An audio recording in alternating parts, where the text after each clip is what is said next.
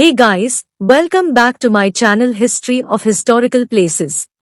आज हम बात करते हैं जयपुर के हवा महल की। जयपुर के गुलाबी शहर में बाड़ी चौपड़ पर स्थित हवा महल राजपूतों की शाही विरासत, वास्तुकला और संस्कृति के अद्भुत मिश्रण का प्रतीक है। हवा महल को राजस्थान की सबसे प्राचीन इमारतों में से एक माना जाता है। बड़ी ही खूबसूरती के साथ बनाया गया हवा महल जयपुर के सबसे प्रसिद्ध पर्यटक आकर्षणों में से एक है। कई झरोखे और खिड़कियां होने के कारण हवा महल को पैलेस ऑफ विंड्स भी कहा जाता है। भगवान श्री कृष्ण के मुकुट जैसी इस 5 मंजिला इमारत में 953 झरोखे हैं, जो मधुमक्खियों के छत्ते से मिलते जुलते हैं, जो राजपूतों की समृद्ध विरासत का एहसास कराते हैं। लाल और गुलाबी बलुआ पत्थरों से बना हवा महल सिटी पैलेस किनारे बना हुआ है। हवा महल की खास बात यह है कि यह दुनिया में किसी भी नींव के बिना बनी सबसे ऊंची इमारत है। वर्तमान समय में हवा महल देश विदेश से आए पर्यटकों के लिए एक शानदार स्थलों में से एक है। बता दें कि महल अब कई भारतीय और अंतर्राष्ट्रीय फिल्मों की शूटिंग के लिए भी एक बढ़िया शूटिंग पॉइंट है। आज के आर्टिकल में हम आपको यात्रा कराएंगे जयपुर के इसी सुंदर हवा महल की, जिसमें आपको हवा महल का इतिहास, इसकी वास्तुकला, हवा महल में कितनी खिड़कियां हैं और दिलचस्प तथ्यों से रूबरू होने का मौका मिलेगा। आइए जानते हैं क्यों कहते हैं इसे हवा महल। हवा महल का अर्थ है हवा का महल। इस महल में 953 छोटे छोटे झरोखे और खिड़कियां हैं। इन खिड़कियों को महल में ताज़ी हवा के प्रवेश के लिए बनाया गया था। गर्मी के दिनों में राहत पाने के लिए हवा महल राजपूतों का खास ठिकाना था, क्योंकि झरोखों में से आने वाली ठंडी हवा पूरी इमारत को ठंडा रखती थी। हवा महल का नाम यहाँ की 5वीं मंजिल से पड़ा है, जिसे हवा मंदिर कहा जाता है। हवा महल को महाराजा सवाई प्रताप सिंह ने सन 1799 में बनवाया था। अब जानते हैं इसके इतिहास के बारे में।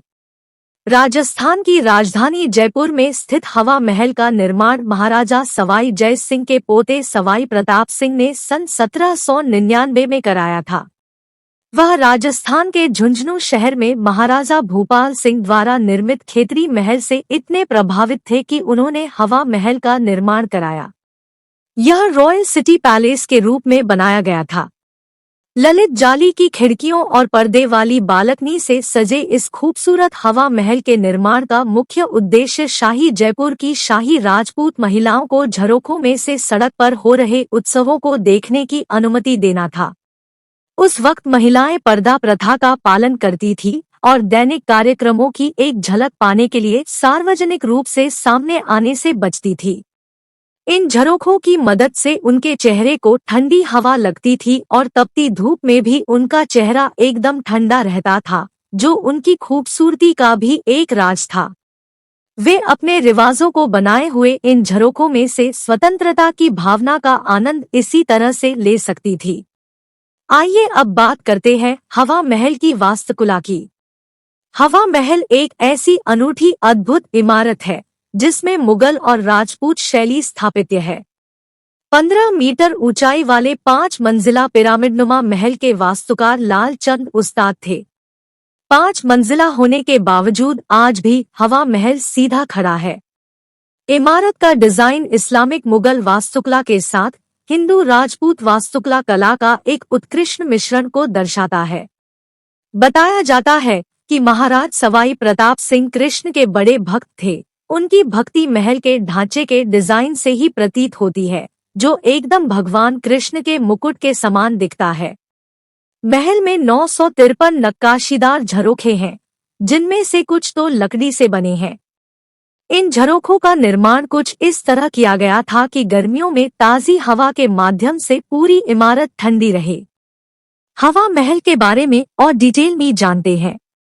हवा महल की दीवारों पर बने फूल पत्तियों का काम राजपूत शिल्पकला का बेजोड़ नमूना है। साथ ही पत्थरों पर की गई मुगल शैली की नक्काशी मुगल शिल्प का नायाब उदाहरण है। उत्सवों के लिए पहली मंजिल पर शरद मंदिर बना हुआ है, जबकि हवा महल की दूसरी मंजिल पर रतन मंदिर बना है जिसे ग्लासवर्क से सजाया गया है। अन्य 3 मंजिलों पर विचित्र मंदिर, प्रकाश मंदिर और हवा मंदिर है। यहाँ आपको गुलाबी शहर जयपुर के विभिन्न रंग देखने को मिलेंगे। हवा महल का कोई सामने से दरवाजा नहीं है, बल्कि सिटी पैलेस ओर से एक शाही दरवाजा हवा महल के प्रवेश द्वार की ओर जाता है। यहाँ 3 2 मंजिला इमारतें 3 तरफ एक बड़े प्रांगण को घेरे हुए हैं, जिसके पूर्वी हिस्से में हवा महल स्थित है। आंगन में वर्तमान में एक पुरातत्व संग्रहालय है। महल का आंतरिक भाग भी ऊपर के मंजिल की ओर जाने वाले मार्ग और खंभे से युक्त है। हवा महल के पहले 2 मंजिल में आंगन है और बाकी 3 मंजिला की चौड़ाई एक कमरे के जितनी बराबर है। खास बात यह है कि इमारत में कोई सीढ़ियां नहीं है और ऊपर जाने के लिए रैंप का ही इस्तेमाल किया जाता है। 50 साल बाद साल 2006 में पूरे हवा महल का रेनोवेशन किया गया। इस समय इस इमारत की कीमत 4,568 मिलियन बताई गई थी। उस समय जयपुर के एक कारपोरेट सेक्टर ने हवा महल के रिनोवेशन का जिम्मा उठाया था, लेकिन फिर बाद में भारत के यूनिट ट्रस्ट ने हवा महल की मरम्मत कराने की जिम्मेदारी ली। अब जानते हैं हवा महल जाने का सही मौसम। सर्दियों के मौसम में आप जयपुर घूमने आ सकते हैं।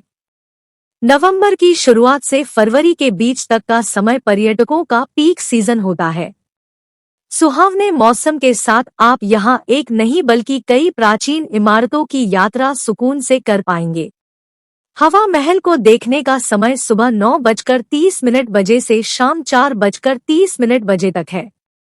हालांकि इस इमारत को निहारने का सबसे सही समय सुबह का है, जब सूर्य की सुनहरी किरणें इस शाही इमारत पर पड़ती है। ये नजारा हवा महल को और भी सुरुचिपूर्ण और भव्य रूप देता है। हवा महल म्यूजियम शुक्रवार को बंद रहता है, इसलिए बेहतर है कि हवा महल को अन्य दिनों में देखने जाएं।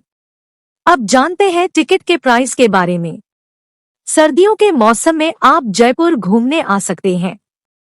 नवंबर की शुरुआत से फरवरी के बीच तक का समय पर्यटकों का पीक सीजन होता है। सुहावने मौसम के साथ आप यहाँ एक नहीं बल्कि कई प्राचीन इमारतों की यात्रा सुकून से कर पाएंगे।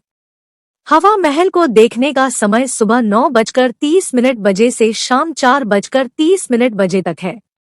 हालांकि इस इमारत को निहारने का सबसे सही समय सुबह का है, जब सूर्य की सुनहरी किरणें इस शाही इमारत पर पड़ती है। ये नजारा हवा महल को और भी सुरुचिपूर्ण और भव्य रूप देता है।